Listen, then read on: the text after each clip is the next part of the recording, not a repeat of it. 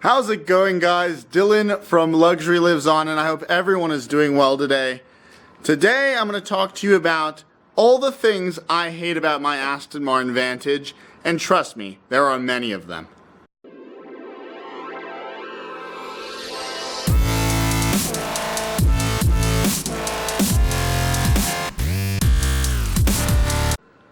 Thank you, James.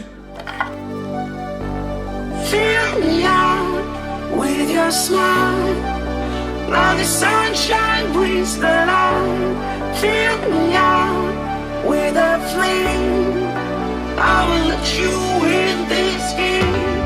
Take me out when I'm down. 'Cause with you I'm safe and sound. I'm safe and sound. I'm safe and sound. I'm safe and sound. I'm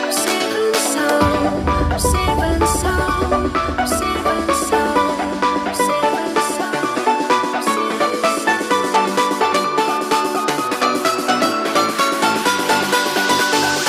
and sound. Bring that beat back.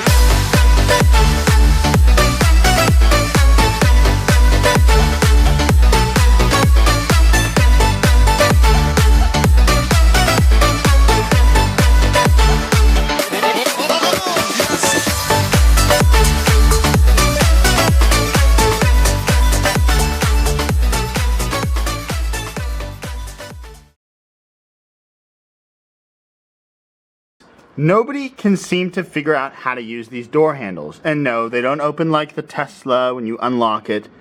These are very old-fashioned, the originals, so to speak.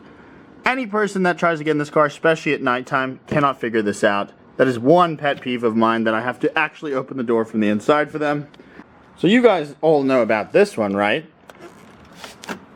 Say I want to just leave the door.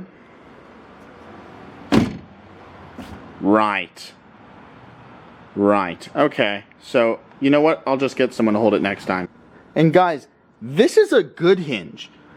There's way worse Aston Martin hinges than this on doors. I mean, I'd say this is at least a high rank on a brand new hinge, and this thing just doesn't. Yep, that's right, doesn't hold.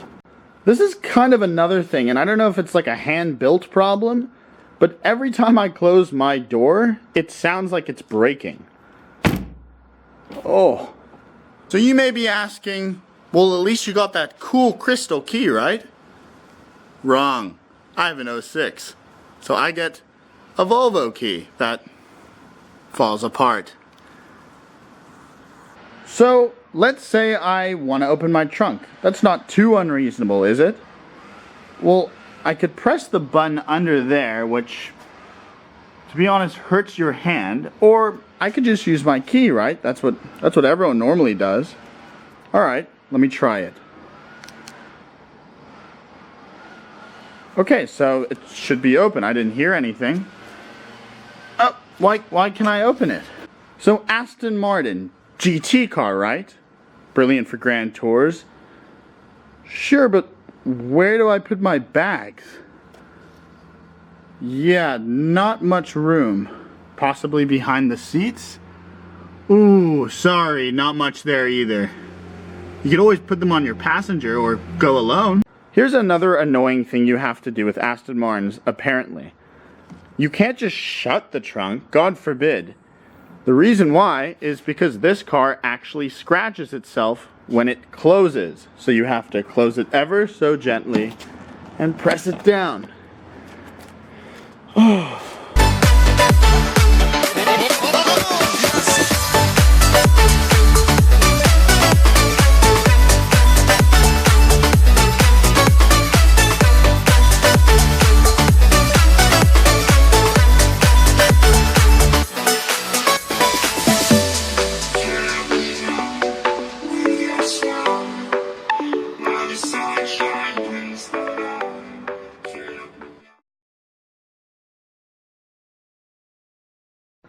Now, moving to the inside of the car. You notice it has some beautiful dials. So is the clock. Unfortunately, I can only see half of the clock. From where the driver sits, the other half of it is actually hidden. So you have to reach over pretty much to the passenger side in order to see it. Next is the knob for the air conditioning. Now as you can see, you can't really see what mode it's on, off or auto. And that can be kind of a problem sometimes, as I shall now demonstrate. On, yes, okay, very nice. And off, right? Nope, that's not off. That's actually blizzard blaring in my face. So you probably have a service book, just like me, a normal manual, nothing special about it. And where do we put our manuals? The glove box, right? All right. So first I'll open the glove box, and it should be simple. I just put it in, right?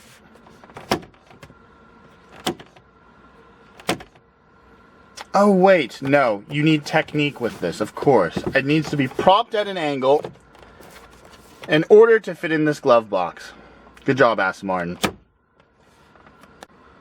So I've touched on the GPS before, but let me reintroduce you to the Aston Martin GPS system, otherwise known as some Volvo piece of crap. It takes its time. Then after that great wait, you think this thing is going to be amazing, right? And no, it's completely unintuitive and not responding. So the issue with this GPS is once you set your address and say you're going straight for a long time on the highway, there's no need for directions, right? There's no need to know where you are. Well, that's what Aston Martin thinks, because this shuts off as you're going straight and will warn you and turn on only about a minute before the turn. And who else doesn't love to see power, beauty, soul? I feel like a poetry teacher's throwing out buzzwords. Okay, this one's going to astonish you.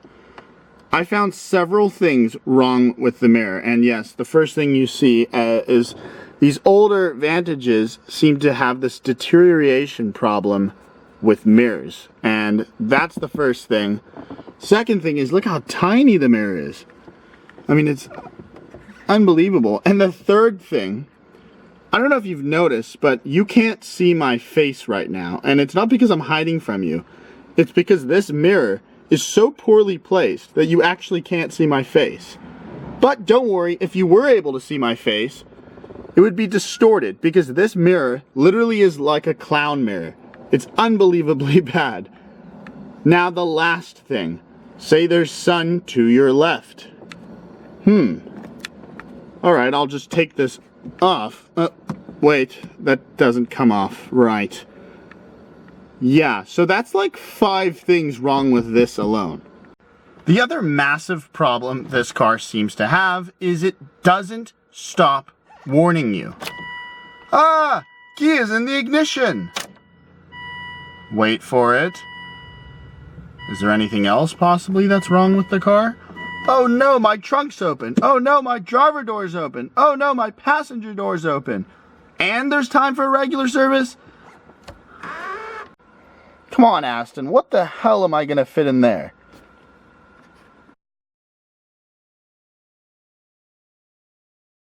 Notable mentions here. I don't know if you guys see this bump here, but this is not from an accident. Apparently, the Vantages of this era dent themselves. Yeah, that's right. They dent themselves. What? Dents literally spontaneously pop up on the rear section of the car. I don't know if it's because of the metal they used. Honestly, I'm trying to give you an explanation, but really there isn't one. It's science and the fact that Aston Martin hates you. But other than that,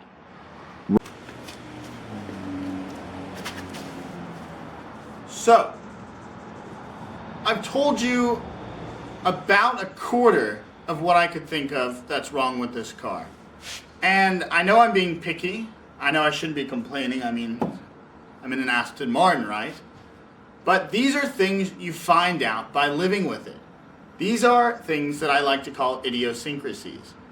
These things give a car a personality, a sense of humor. This essentially is a British car dressed in drag, Italian drag. You look at Alfa Romeo, you look at Ferrari. They all have these small, stupid, annoying things, form over function, right? That's what this car is. It is form over function, but a British interpretation of it, and I kind of love it and hate it for that. Well, thanks for watching, guys. I hope you enjoyed. Don't forget to like and subscribe. Peace.